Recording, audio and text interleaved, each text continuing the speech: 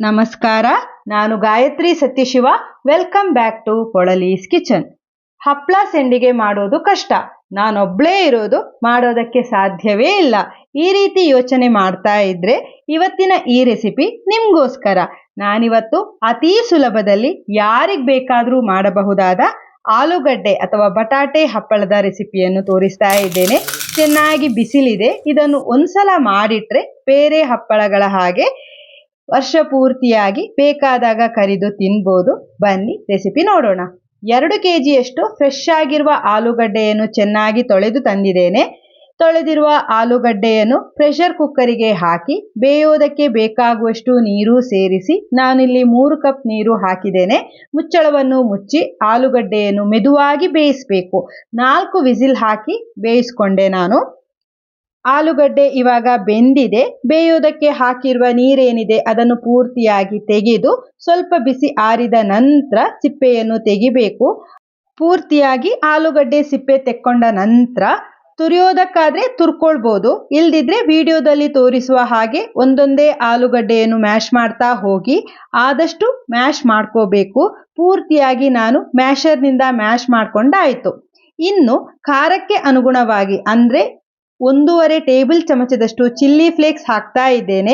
ಹಸಿಮೆಣಸಿನಕಾಯಿ ಪೇಸ್ಟ್ ಕೂಡ ಹಾಕ್ಕೋಬೋದು, ಆದರೆ ಅಚ್ಚಕಾರದ ಪುಡಿಯನ್ನು ಮಾತ್ರ ಬಳಸೋದು ಬೇಡ. 1 ಚಮಚ ಜೀರಿಗೆ, ರುಚಿಗೆ ತಕ್ಕಷ್ಟು ಉಪ್ಪು, ಅರ್ಧ ಚಮಚ ಇಂಗು ಹಾಕಿ ಎಲ್ಲವನ್ನು ಚೆನ್ನಾಗಿ ಮಿಕ್ಸ್ ಮಾಡಬೇಕು. ಪೂರ್ತಿಯಾಗಿ ಮಿಕ್ಸ್ ಮಾಡ್ಕೊಂಡಾದ್ಮೇಲೆ ಸಾಫ್ಟ್ ಆಗಿರುವ ಚಪಾತಿ ಹಿಟ್ಟಿನ ರೂಪದಲ್ಲಿರುತ್ತೆ. ಇನ್ನು ನಿಂಬೆ ಗಾತ್ರದ ಉಂಡೆಗಳನ್ನಾಗಿ ಮಾಡಿ, ಒಂದೇ ಸಲಕ್ಕೆ ಅಷ್ಟು ಉಂಡೆಗಳನ್ನು ಮಾಡೋದು ಬೇಡ, ಡ್ರೈ ಆಗತ್ತೆ. 10-15 ಉಂಡೆಗಳನ್ನು ಮಾಡಿ ಪ್ರೆಸ್ ಮಾಡಿದ ನಂತರ ಪುನಃ ಉಂಡೆಗಳನ್ನು ಮಾಡ್ಕೋಬಹುದು. ಕೈಗೆ ಅಂಟ್ತಾ ಇದೆ ಅಂತಂದ್ರೆ ಬೇಕಾದ್ರೆ ಸ್ವಲ್ಪ ಎಣ್ಣೆಯನ್ನು ಹಾಕ್ತಾ ಉಂಡೆ ಮಾಡ್ತಾ ಹೋಗಿ. ಉಂಡೆ ಮಾಡ್ಕೊಂಡಾಯ್ತು. ಇನ್ನು ಹಪ್ಪಳವನ್ನ ಪ್ರೆಸ್ ಮಾಡೋದು. ನಾನಿಲ್ಲಿ 3 ವಿಧಾನದಲ್ಲಿ ತೋರಿಸ್ತಾ ಹೋಗ್ತೇನೆ. ಯಾವುದು ಸುಲಭ ಅಂತ ಅನ್ಸತ್ತೆ ಆ ರೀತಿಯಲ್ಲಿ ನೀವು ಮಾಡ್ಕೊಳ್ಳಿ. ಮೊದಲಿಗೆ 2 ಪ್ಲಾಸ್ಟಿಕ್ ಶೀಟ್ ಅಥವಾ ಬಟರ್ ಪೇಪರ್ಗೆ ಎಣ್ಣೆ ಸವರಿ. ಮೊದಲಿಗೆ 1 ಬಟರ್ ಪೇಪರ್ ಕೆಳಗೆ ಇಟ್ಟು ಮಾಡಿಟ್ಟಿರುವ ಉಂಡೆಯನ್ನು ಮಧ್ಯಕ್ಕೆ ಇಟ್ಟು ಮೇಲಿಂದ ಇನ್ನೊಂದು ಬಟರ್ ಪೇಪರ್ ಹಾಕಿ ಈ ರೀತಿ ಪ್ಲೇಟ್ ಸಹಾಯದಿಂದ ಪ್ರೆಸ್ ಮಾಡ್ತಾ ಹೋಗೋದು. ನಂತರ ದೊಡ್ಡದಾಗಿರುವ ಪ್ಲಾಸ್ಟಿಕ್ ಶೀಟ್ನ ಮೇಲೆ ಮಾಡಿಟ್ಟ ಹಪ್ಪಳವನ್ನು ಹಾಕಿ ಬಿಸಿಲಿನಲ್ಲಿಟ್ಟು ಒಣಗಿಸೋದು. ಸಹಾಯಕ್ಕೆ ಯಾರಾದರೂ ಜೊತೆಗಿದ್ರೆ ಈ ಮೆಥಡ್ ತುಂಬಾ ಈಸಿ. ಇನ್ನೊಂದು ಮೆಥಡ್ ಸಾಮಾನ್ಯ ಎಲ್ರಿಗೂ ತಿಳಿದಿರುವಂಥದ್ದೇ. ಈ ರೀತಿ ಪೂರಿ ಪ್ರೆಸ್ಸರ್ನ ಮೇಲೆ ಎಣ್ಣೆ ಸವರಿದ ಶೀಟನ್ನು ಇಟ್ಟು ಮಧ್ಯದಲ್ಲಿ ಉಂಡೆಯನ್ನಿರಿಸಿ ಇನ್ನೊಂದು ಶೀಟನ್ನು ಮೇಲಿಂದಿರಿಸಿ ಪ್ರೆಸ್ ಮಾಡ್ತಾ ಹೋಗೋದು. ಹೆಲ್ಪಿಗೆ ಜನ ಇದ್ರೆ ಈ ಮೆಥಡ್ನಿಂದ ತುಂಬಾ ಸುಲಭದಲ್ಲಿ ಹಪ್ಪಳವನ್ನ ಮಾಡ್ಕೋಬಹುದು. ಒಂದು ವೇಳೆ ನೀವು ಒಬ್ಬರೇ ಇದ್ರೆ ಈಗ ನಾನು ತೋರಿಸುವ ಮೆಥಡ್ ಏನಿದೆ ಅದು ತುಂಬಾ ಸುಲಭ ಅಂತ ನಂಗೆ ಅನಿಸ್ತಾ ಇದೆ. ಹಪ್ಪಳ ಒಣಗಿಸೋದಕ್ಕೆ ಇಟ್ಟಿರುವ ಪ್ಲಾಸ್ಟಿಕ್ ಶೀಟ್ ಅಥವಾ ಬಟ್ಟೆ ಮೇಲೆ ಮಾಡಿಟ್ಟ ಉಂಡೆಯನ್ನು ಇಡಿ. ಮೇಲಿಂದ ಎಣ್ಣೆ ಸವರಿದ ಪ್ಲಾಸ್ಟಿಕ್ ಶೀಟ್ ಇಟ್ಟು ಪ್ಲೇಟ್ ಸಹಾಯದಿಂದ ವಿಡಿಯೋದಲ್ಲಿ ತೋರಿಸಿದಂತೆ ಪ್ರೆಸ್ ಮಾಡ್ತಾ ಹೋಗಿ. ಪರ್ಫೆಕ್ಟ್ ಆಗಿರುವ ಹಪ್ಪಳ ಸಿಗತ್ತೆ, ಕೆಲಸ ಕೂಡ ಬೇಗ ಆಗತ್ತೆ. ನೀವು ಹಪ್ಪಳ ಯಾವ ರೀತಿಯಲ್ಲಿ ಪ್ರೆಸ್ ಮಾಡೋದು ಅಂತ ಕಾಮೆಂಟ್ ಮಾಡಿ ಹೇಳಿ ಆಯ್ತಾ. ಪೂರ್ತಿಯಾಗಿ ಹಪ್ಪಳವನ್ನು ಪ್ರೆಸ್ ಮಾಡ್ಕೊಂಡಾಯಿತು. ಬಿಸಿಲಿನಲ್ಲಿಟ್ಟು ಇನ್ನು ಒಣಗಿಸ್ಬೇಕು.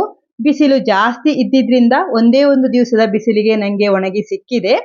80% ಒಣಗಿಸಿದ ನಂತರ ಈ ರೀತಿಯಲ್ಲಿ ಉಲ್ಟಾ ಮಾಡಿ ಪೂರ್ತಿಯಾಗಿ ಒಣಗಿಸಿ ಹಪ್ಪಳ ಚೆನ್ನಾಗಿ ಡ್ರೈ ಆಗಿ ಕರಿಯೋದಕ್ಕೆ ರೆಡಿಯಾಗಿದೆ.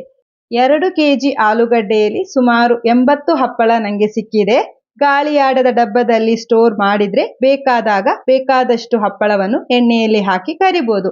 ಎಣ್ಣೆಯಲ್ಲಿ ಕರಿದು ಸಹ ತೋರಿಸ್ತಾ ಇದ್ದೇನೆ. ನೋಡಿ ಎಷ್ಟು ಚೆನ್ನಾಗಿ ಹಪ್ಪಳ ಬಂದಿದೆ ಅಂತ ನೀವು ನೋಡ್ತಿರ್ಬೋದು. ತುಂಬಾ ಸುಲಭದಲ್ಲಿ ಮಾಡುವಂತಹ ಆಲೂಗಡ್ಡೆ ಹಪ್ಪಳ ರೆಸಿಪಿ ನಿಮಗೆ ಇಷ್ಟ ಆಯಿತು ಅಂತ ಅಂದ್ಕೊಳ್ತೇನೆ. ನೋಡಿ ಎಷ್ಟು ಗರಿಗರಿಯಾಗಿ ಬಂದಿದೆ ಅಂತ. ರೆಸಿಪಿ ಇಷ್ಟ ಆಗಿದ್ರೆ ವಿಡಿಯೋಕ್ಕೊಂದು ಲೈಕ್ ಮಾಡಿ, ವಿಡಿಯೋವನ್ನು ಆದಷ್ಟು ಶೇರ್ ಮಾಡಿ, ಹಾಗೆ ಪೊಳಲೀಸ್ ಕಿಚನ್ ಸಬ್ಸ್ಕ್ರೈಬ್ ಆಗಿ ಅಂತ ಕೇಳ್ತಾ ಮುಂದಿನ ವಿಡಿಯೋದಲ್ಲಿ ಭೇಟಿಯಾಗೋಣ. ಧನ್ಯವಾದಗಳು.